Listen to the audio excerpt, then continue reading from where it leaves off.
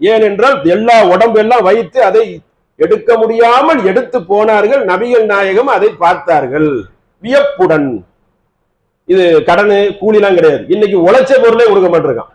உழைச்ச சம்பளத்தை என்ன செய்ய மாட்டிருக்கான், கொடுக்க முடியாத அளவுக்கு தன்மைகள் உலகத்துல இருக்கு.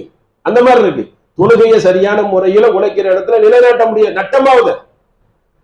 நீங்க ஒரு உழைச்ச பொருளை ஒருவருக்கு கொடுக்க முடிய, உழைத்த கூலியை நீங்கள் கொடுக்க முடியவில்லை என்று அதுல அவர் விட்டு கொடுக்கணும். இல்லைன்னா கேள்வி இருக்கு. அதுக்கு என்ன சம்பாத்தியம் பண்ணிருக்கீங்க, என்ன பெருந்தன்மையை படிச்சிருக்கீங்க, என்ன சட்டத்திட்டத்தை படிச்சிருக்கீங்க, என்ன மார்க்க அங்கத்தை படிச்சீங்க? சும்மா சஜிதா ருக்குவா, ரோபோவா? மிஷின் மாதிரி தானே. ரோபோவுக்கு கீ கொடுத்தா ரோபோ கூட செய்யும் அல்லவா? அது அதோட முடிந்து விட்டதா? இந்த நோன்பும் தொழுகைக்கும் மட்டும் ஒரு பயான் தேவையா? கண்டிப்பாக தேவையில்லைல்ல.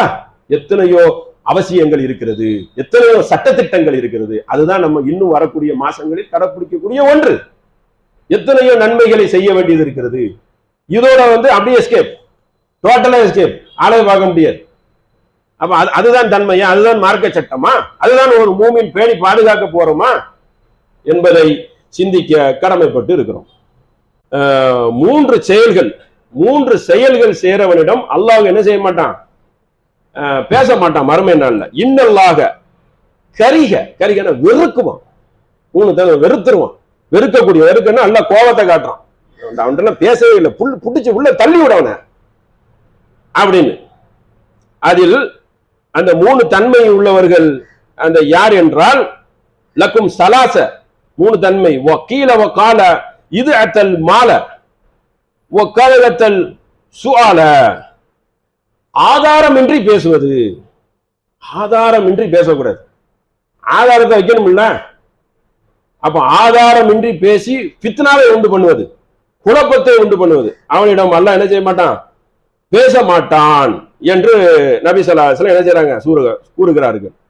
பொருள்களை வீணாக்குவது, நாசம் செய்வது, பொருள்களை வீணாக்குவது, அவனிடம் பேச மாட்டான்.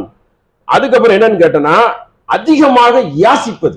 ஏதாவது 1 2 கேட்டா பரவாயில்ல, தொடர்ந்து கோரிக்கையா, உழைப்பு என்னாச்சு, உழைப்பு இல்லையா, தொடர்ந்து சுவால என்றால் ஏசிப்பது.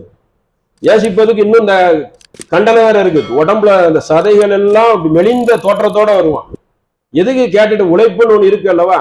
அப்ப நல்லா இருந்துகிட்டு சுவால ரொம்ப என்னது கேட்பது 3 பேரிடம் அல்லாஹ் பேச மாட்டான். இதெல்லாம் உலக விஷயம் தானே. நம்ம இந்த நன்மையை நஷ்டமாக்குற செயல் இருக்குது அல்லவா? நன்மைகளை நஷ்டமாக்காமல் என்னென்ன தன்மைகள் இருக்குது என்று அதை நாம் என்ன செய்யணும், ஒரு பட்டியலில்